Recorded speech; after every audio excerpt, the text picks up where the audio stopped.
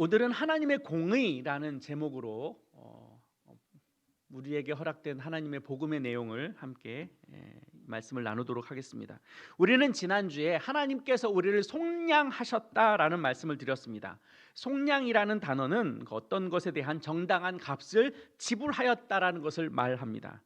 마치 전쟁에서 포로로 잡아온 사람들을 자신의 노예로 삼기 위해서 정당한 값을 지불하고 삼을 때 그때 지불하는 값, 그때 값을 매겨서 값을 낼 때, 그럴 때 우리는 속량이라는 단어를 쓴다. 헬라어 원문은 그렇다는 것을 말씀드렸습니다. 그러니까 예수 그리스도께서 십자가에 죽으셨다는 것은 죄인된 우리가 죄값으로 죽어야 하는데, 우리가 죽어야 할 그 자리에 예수님께서 죽으셨으므로 우리의 죽음에 대한 생명값을 예수님께서 대신 지불하였다라는 거죠. 그래서 예수님의 죽으심이 바로 우리의 생명에 대하여 속량이 되었다라는 것을 말씀하고 있습니다. 그러면 왜 우리는 죽을 수밖에 없는 죄인인가라고 하는 것에 대한 질문의 답이 필요하겠죠. 오늘 본문 19절에 보면 모든 율법 아래에 있는 자들은 온 세상으로 하나님의 심판 아래에 있게 하였다라고 기록하고 있고, 20절 말씀에는 율법의 행위로는 의롭다 하심을 입을 육체가 없고 율법으로는 죄를 깨닫게 된다라고 말씀하고 있습니다. 이 율법이 그러면 무엇인가? 율법이 어떻게 우리 가운데 나타나게 되었는가? 어떻게 율법이 유대인들에게 전달이 되었는가? 바로 하나님과 이스라엘의 그 언약의 관계 속에서 생겨나게 되었다는 겁니다. 율법은 하나님께서 자신의 백성과 맺은 언약의 관계에서 출발합니다. 하나님과 하나님의 백성들의 관계 속에서 맺어진 언약입니다. 이 이야기는 출애굽기 19장으로 거슬러 올라갑니다. 이스라엘 백성이 출애굽을 한 뒤에 시내 광야에서 이제 잠시 머무르게 되죠. 그때 하나님께서 모세를 통하여 이스라엘과 언약을 맺게 되는 장면이 나옵니다. 하나님께서 그렇게 이야기를 하시죠. 하나님께서 말씀하실 때 너희들이 내 백성이 되고 내가 너희의 하나님이 되고자 한다라고 할 때 이스라엘 백성이 그것을 좋습니다, 우리가 그렇게 하겠습니다라고 동의를 합니다. 그래서 하나님과 이스라엘 백성 간에 언약을 맺게 되죠. 하나님은 이스라엘 백성의 진정한 하나님이 되고, 또 이스라엘 백성은 하나님의 온전한 아들, 딸들이 되는 하나님과 이스라엘 백성의 그 언약의 관계를 맺게 됩니다. 그때 이 언약의 관계가 성립이 되면서 하나님께서 모세를 시내산 위로 부르시게 되죠. 그래서 부르셔서 하나님께서 십계명을 주시면서 율법이라는 것을 전달하게 됩니다. 이 율법은 그런데 이 세상이 가지고 있는, 우리가 알고 있는 그런 법의 개념과 조금 다릅니다. 지난주에도 잠깐 말씀을 드렸는데, 이 세상의 법에는요, 인간이 정한 범위 내에서 안전하게 살 수 있도록 하는 최소한의 법입니다. 예를 들자면 내가 어느 누군가를 마음속으로 미워해요. 미워하는 마음이 있어요. 그러면 우리가 이 시대의 법으로는 그것에 대해서 법률 조항으로 처벌을 받을까요? 안 받을까요? 안 받죠. 이건 우리의 마음에 해당된 법이기 때문에 이것은 법으로 우리의 죄에 대해서 책임을 물을 수는 없어요. 그런데 반대로 내가 누군가를 살해했어요. 살해했으면 그게 어떻게 되는 거죠? 이 시대가 정한 법 범위 내에서 우리가 처벌을 받게 되죠. 그거는 실정법 위반이 되기 때문에 처벌을 받습니다. 이렇듯 우리 가운데 있는 법이라고 하는 것은 지켜서 처벌을 받는 법이 있고, 안 지켜도 처벌을 받지 않는 그런 내용이 있는 거예요. 그러니까 사실 우리가 살아가는 세대에서 법이라고 하는 것은 인간이 최소한으로 지킬 수 있는 최소한을 잡아서 그것을 형사 책임을 묻게 되고 법률 조항을 들어서 그에게 책임을 부과하게 되는 거예요. 그런 의미에서 우리에게 이 세상에 법은 있는 거죠. 그런데 성경에서 말하는 율법은 이 시대에서 말하는 법률과 조금 다릅니다. 하나님의 율법은 그 수준이 이 시대의 법에 해당되는 수준이 아니라 우리의 마음에서 지은 죄까지도 하나님께서 죄를 범하였다, 그래서 그 죄에 대해서 책임을 물으신다는 거예요. 레위기에 보면 이스라엘 백성에게 하나님께서 명령하신 내용이 기록이 되어 있는데, 이 모든 율법을 지켜야 된다라고 하고 있어요. 그러니까 율법을 지켜야 되는데, 율법을 온전하게 지켜야 되는데, 그 율법을 온전하게 지킬 사람이 있을까요? 없을까요? 불가능하다는 거예요. 그래서 갈라디아 3장 10절에서는 이렇게 말합니다. 하나님의 율법을 어긴 자는 하나님의 저주 아래에 있다. 그러니까 하나님의 율법이 생겨나게 됐고 하나님과 인간 사이에 언약을 맺으면서 율법이 생겨나게 됐고 그 율법은 굉장히 이 시대에서 말하는 법보다 훨씬 더 엄격한 규칙으로 되어 있다는 거예요. 그러면 하나님의 율법에 대한 죄에 대한 범위는 어디까지인가? 하나님의 율법을 그 범위가 어디까지인가? 조금 전에 말씀드린 것처럼 하나님과 자신 간에 맺었던 관계 속에서 이루어진 법입니다. 그러니까 이스라엘은 하나님의 백성이 되었던 거고 하나님은 이스라엘의 온전한 하나님이 되었던 거예요. 그 사이에서 맺어진 율법이 생겨나게 된 거죠. 그런데 우리가 여기서 기억해야 될 건 하나님은 거룩하신 분이라는 거예요. 하나님은 완전하신 분이라는 거예요. 그러니까 이 하나님의 율법이라고 하는 것은 누구의 근거에 의해서 만들어졌느냐면 하나님의 완전하심, 하나님의 거룩하심에 근거해서 만들어진 법 조항이 바로 율법인 거죠. 왜냐하면 하나님이 거룩하시니까 그들에게 속해 있는 그 백성도 거룩함과 온전함이라고 하는 것을 회복해야 되는 거예요. 그래야 완전하신 하나님과 완전하신 백성들 사이에 언약의 관계가 유지가 되는 거죠. 그러니까 하나님께서 제정하신 율법이라고 하는 그것은 인간의 세상 가운데 있는 그 법에 근거하여 만든 법이 아니라 하나님, 이 시대에 이 세상을 만물을 창조하신 온전하시고 거룩하시고 순결하신 그 하나님의 그 개념 속에서 율법이 만들어졌기 때문에 굉장히 율법의 조항이 어렵고 그 율법에 대해서 굉장히 단호하게 말씀하고 있다는 거예요. 왜냐하면 하나님의 거룩함과 인간의 죄가 만나면 하나님과 거룩함의 속성이 다르기 때문에 문제가 생기는 거죠. 그래서 인간에게 죄라는 것이 형성이 되는 거예요. 율법에 의해서 인간이 죄를 지을 수밖에 없다. 그러면 죄를 지을 수밖에 없는데 그 죄에 대한 대가는 뭐냐? 바로 죽음이었다는 거죠. 하나님의 거룩하심은 죄와 함께 할 수 없어요.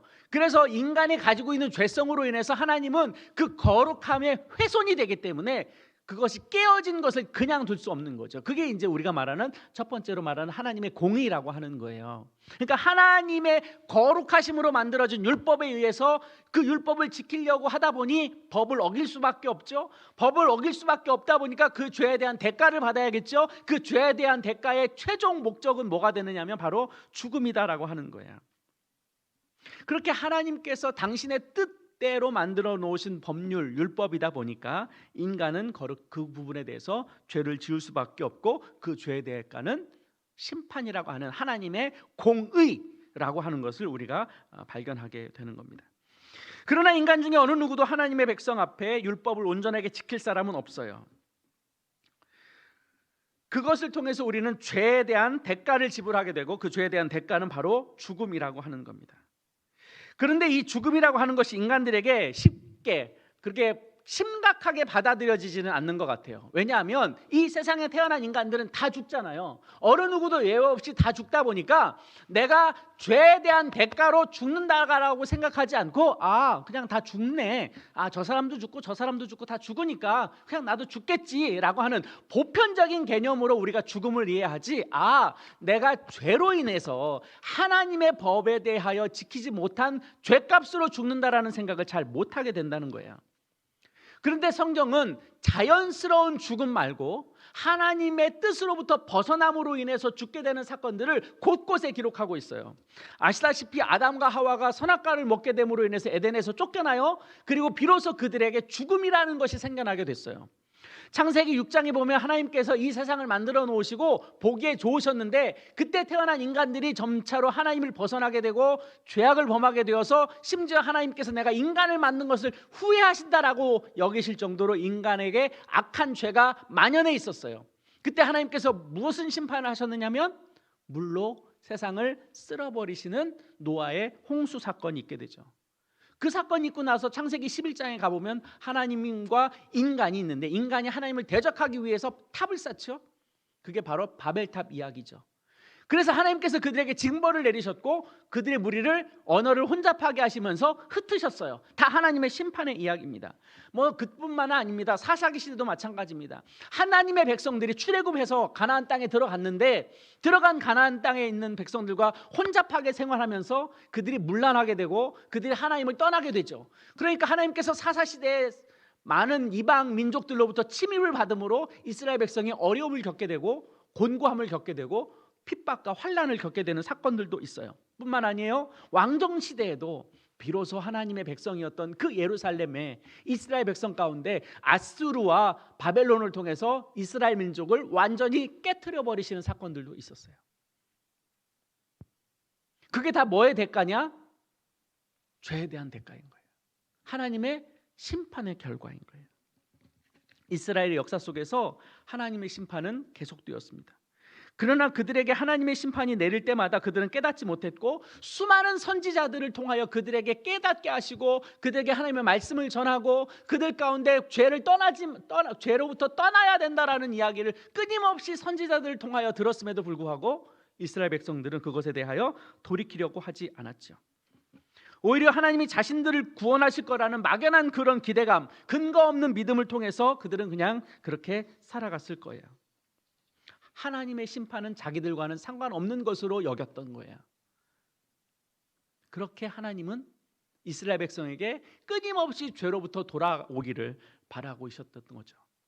그럼 우리가 다시 여기서 돌아가서 우리 본문 속으로 이해합니다. 그러면 도대체 하나님의 율법은 우리에게 왜 주신 건가? 왜 하나님은 율법을 통해서 죄를 짓게 하고 죄에 대한 대가로 죽음을 맞이하게 됐는데 하나님께서 결국 인간을 그렇게 파멸시키기 위해서 인간에게 율법이라고 하는 것을 주셨는가? 그렇게 하나님은 우리에게 못된 분이신가? 그렇지 않다는 거예요. 원래 하나님께서 우리로 하여금 율법을 주신 이유가 있어요. 그 첫 번째는 바로 하나님의 공의가 나타난다는 거예요. 하나님의 율법에는 하나님은 죄로 가득한 이 세상과 이스라엘 백성 가운데 그냥 두실 수 없죠. 분명히 그에 대한 대가를 지불하게 했습니다. 왜냐하면 하나님의 공의라고 하는 그것이 죄된 인간을 그냥 내버려 두면 안 된다는 거죠. 근데 여기서 어떤 분들은 이렇게 이야기해요. 하나님의 율법을 어긴 자들이 있는데 그래서 하나님은 인간에게 제사를 허락한 것이 아니냐? 네, 옳아요. 하나님께서 인간이 율법을 지키지 못함으로 죄를 지으니까 그 죄에 대해서 회복할 수 있는 길을 열어주셨는데 바로 그것이 제사였죠. 하나님 앞에 짐승을 드림으로 인해서 나의 죄를 그 짐승에게 전가시키고 그 짐승을 대신 죽게 함으로 내가 죽어야 할 것을 이 짐승이 대신 죽음으로 인해서 내가 대속의 은혜를 입게 되도록 하나님께서 우리에게 그런 인총을 허락하셨어요. 바로 그런 거예요. 하나님의 공의로 인해서 하나님의 죄로부터 받은 우리는 심판받아야 되는데 여기에서 우리가 구원받기 위해서 반드시 해결했어야 되는 것이 있는데 이것이 바로 지난주에 얘기했던 생명값을 지불해야 된다는 거예요. 그러니까 사람을 살리기 위해서 짐승의 피를 흘려야 하는, 우리가 구원받기 위해서는 어느 누군가가 어느 무엇인가가 대신 피를 흘리고 죽임을 당해야 한다는 그 속량에 대한 값에 대한 지불이 있어야지 비로소 우리에게 구원의 은혜가 얻게 된다는 거죠. 그런 의미에서 어쨌든 하나님께서 우리에게 율법을 주신 중요한 주제 가운데 하나는 바로 하나님의 공의는 언제나 살아있다라고 하는 거예요. 그 공의의 첫 번째는 죄에 대하여 처벌을 받는다. 두 번째, 율법이 우리에게 주는 유익은 무엇인가? 우리가 사실은 안전하게 살 수 있는 장치를 만들어 놓은 거예요. 예를 들면 이런 거예요.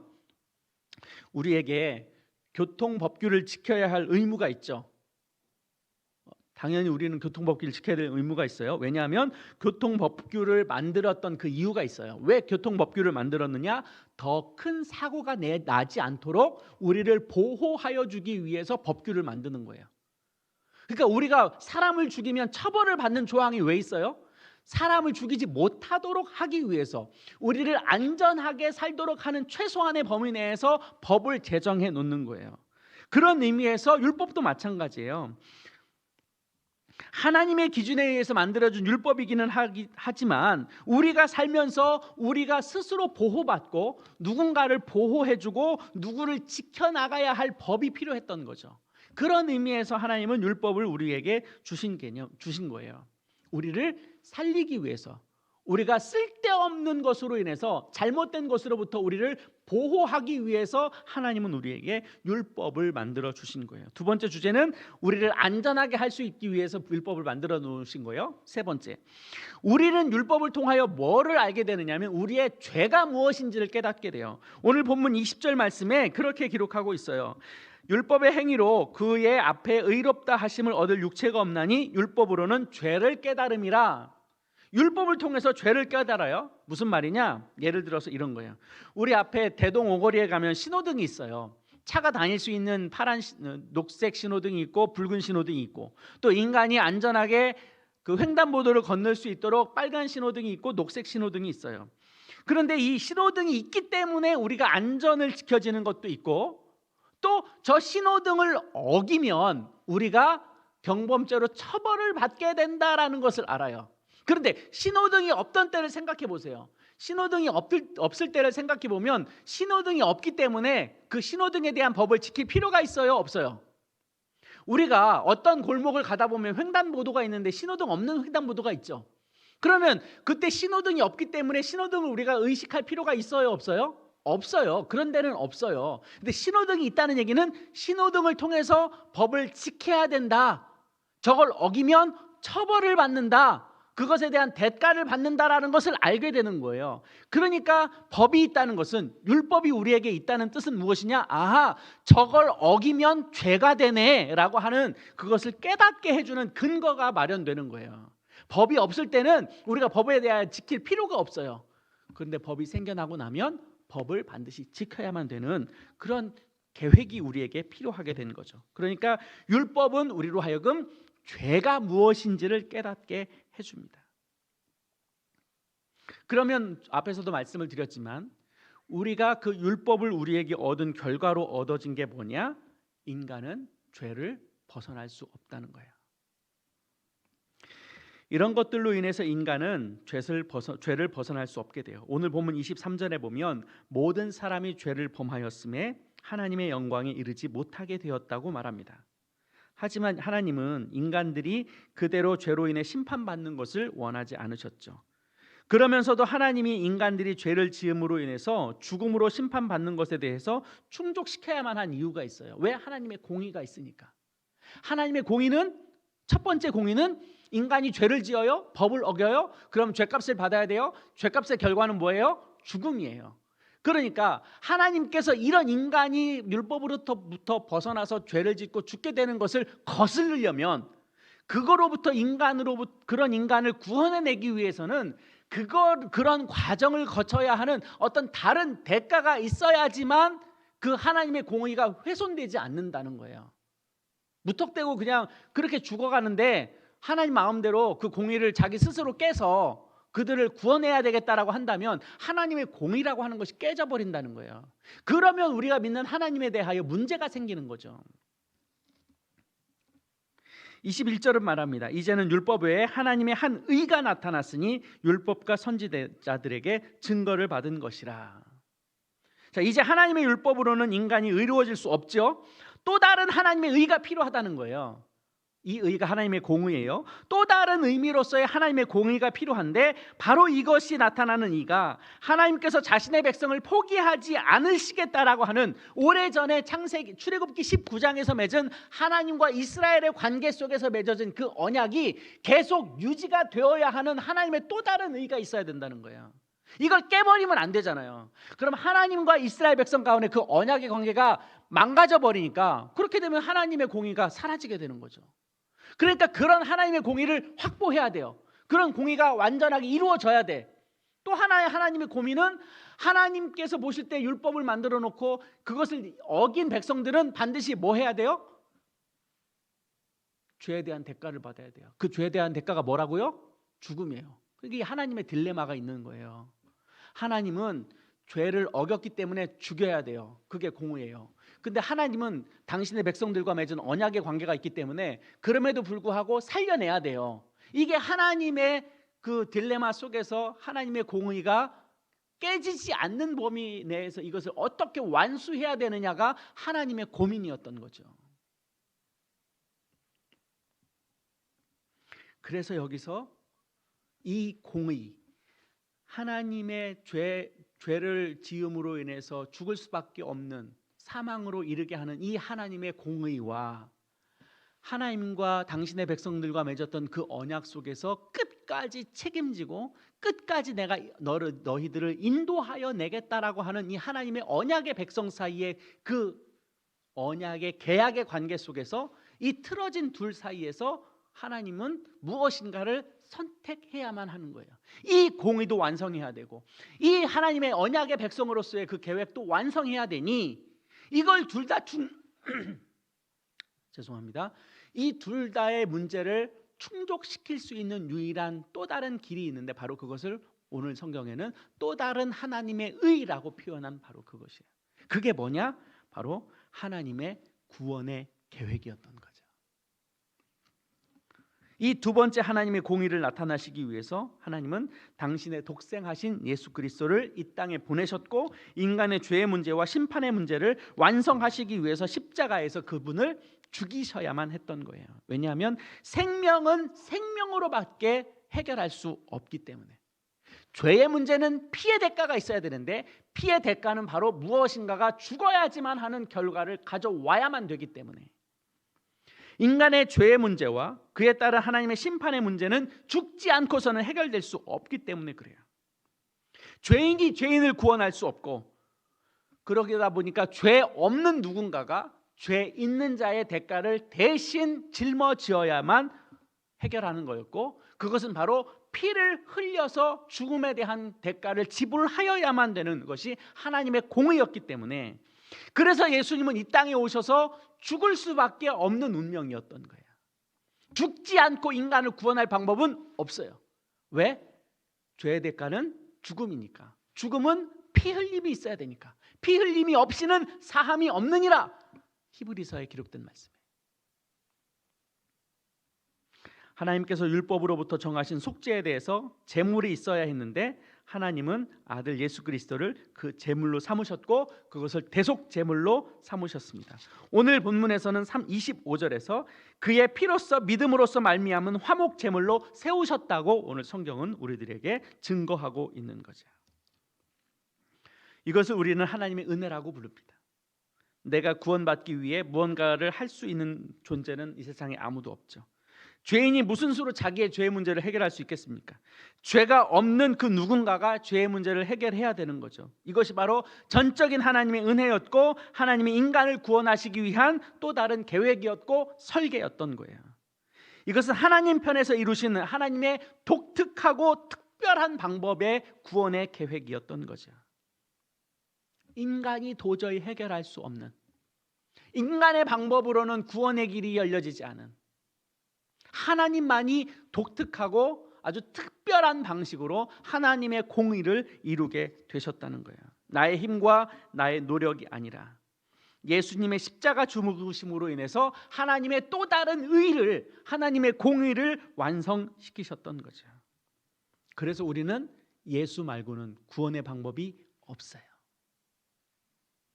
예수를 믿는 그 믿음으로 우리는 하나님께서 의롭다 여겨주시는 그 은혜를 입게 되는 거예요. 바로 두 번째 하나님의 공의를 통해서. 우리는 이것을 하나님의 사랑이라고 표현하죠. 근데 우리가 자칫 오해해요. 하나님의 공의와 하나님의 사랑이 다른 개념이라고 이해하고 하나님의 공의보다 하나님의 사랑이 더 큰 개념이라고 이해해요. 아니요, 그게 아니라 하나님의 사랑이라고 하는 그것도 하나님의 공의의 질서 속에서 나온 또 다른 하나님의 의라고 하는 것을 사도 바울이 우리에게 증거해주고 있어요.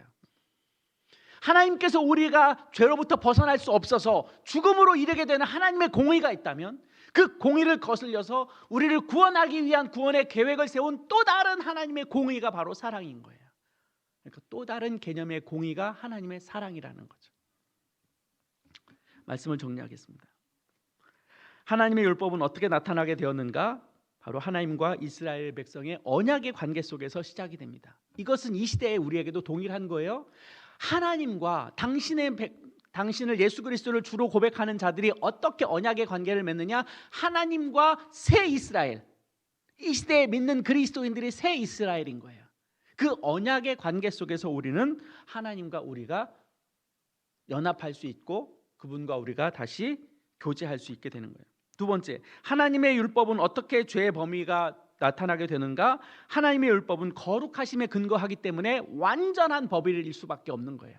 인간의 입장에서 만들어 놓은 법이 아니라 하나님의 입장에서 만들어 놓은 법이기 때문에 그분이 완전하고 그분이 거룩하시기 때문에 하나님의 율법은 거룩할 수밖에 없고 완전할 수밖에 없어요. 그러면 세 번째, 하나님의 율법은 어떤 우리에게 유익을 가져다 주는가? 하나님의 공의가 나타나요. 그 하나님의 율법 안에서 우리가 안전하게 살 수 있도록 도와줘요. 그리고 하나님의 율법은 우리로 하여금 죄를 깨닫게 해줘요. 그리고 네 번째, 하나님의 율법으로부터 우리는 죄에 벗어날 수 없다라는 것을 분명하게 이야기해주고 있어요. 그래서 다섯 번째 결론, 우리에게는 죄를 벗어나기 위해서 하나님의 또 다른 공의가 바로 필요한 거죠. 바로 그것이 우리를 향한 구원의 계획이었고 예수 그리스도의 십자가 대속의 죽음이었고 부활이었다는 거예요. 예수 그리스도의 그 십자가 사건을 통해서 우리는 비로소 은혜의 길이 열렸고 구원의 길이 열렸고 죽지 않고도 영원히 살 수 있는 길을 비로소 우리에게 허락이 되었던 거예요. 바로 예수 그리스도를 이 땅에서 죽게 하심으로, 그리고 예수 그리스도를 믿는 그 믿음으로 우리는 심판이 없어지고 하나님의 공의를 완벽하게 이룰 수 있는 길이 열려지게 되었던 거예요. 청년 여러분, 우리에게 있는 구원, 예수 그리스도의 그 십자가 사건은 결코 우리에게 수월하게 다가온 것이 아닙니다. 값없이 주어졌다고 해서 우리에게 허락된 그 구원이 싸구려 구원이 될 수는 없어요. 우리가 예수를 믿는 그것이 은혜로 입어졌다고 해서, 값없이 허락되었다고 해서 우리가 그것을 가치없이 여긴다면, 예수 그리스도의 그 십자가 죽음을 우리가 하찮게 여긴다면 우리는 구원받은 자로서의 삶의 태도가 아니에요. 내가 누군가의 100만 원의 은혜를 입었다면 그 100만 원 입은 은혜를 가지고 우리가 마음으로 살아가잖아요. 그 구원의 은혜를 입은 그것을 통해서, 내가 100만 원의 혜택을 받은 것을 통해서 내가 누군가에게 그것에 상응하는 그 은혜를 베풀기를 원하는 마음이 우리 마음에 드는 게 인지상정이잖아요. 내가 저 사람에게부터 100만 원을 받아서 혜택을 받았으면 내가 꼭 그 사람에게 100만 원을 돌려주는 것이 아니더라도 다른 누군가에게 그 사람으로부터 받았던 그 은혜를 흘려보내는 것이 인간적인 마음의 도리예요. 이건 보편적인 우리의 세상 가운데 있는 사람들의 도덕 윤리 속에서도 당연한 거예요. 그런데 우리는 예수 그리스도를 통해서 영원히 죽지 않고 영원한 생명을 얻을 수 있는 기회를 허락받았어요. 100만 원의 가치가 아니에요. 1000만 원의 가치가 아니에요. 1억, 10억의 가치가 아니에요. 우리의 생명을 얻은 가치예요. 그렇다면 우리가 예수 그리스도의 그 은혜로 말미암아 구원받은 자로서의 그 은혜가 있다면 우리는 그 은혜를 덧입어서 그리스도인으로서 합당한 삶을 살아가야 할 그 근거가 우리에게 있는 거예요. 그러니까 우리는 아무렇게나 살아도 되는 존재가 아니에요. 그럴 수 없는 존재예요. 바로 그것이 우리에게 허락된 하나님의 특별한 공의, 새로운 공의로 얻은 그 은혜를 덧입고자 살고자 하는 그 마음이 우리에게 실현되어 가야 하는 거예요. 그래서 나는 예수 그리스도로 인해서 다시 살아나게 되는 거예요. 세상의 가치관으로는 죽고, 세상의 방식으로는 죽고, 내 혈기로는 죽고, 내 가치관으로는 죽고, 예수 그리스도의 심정으로, 예수 그리스도의 그 은혜로 내가 그 힘을 덧입어서 오늘을 살아가는 겁니다.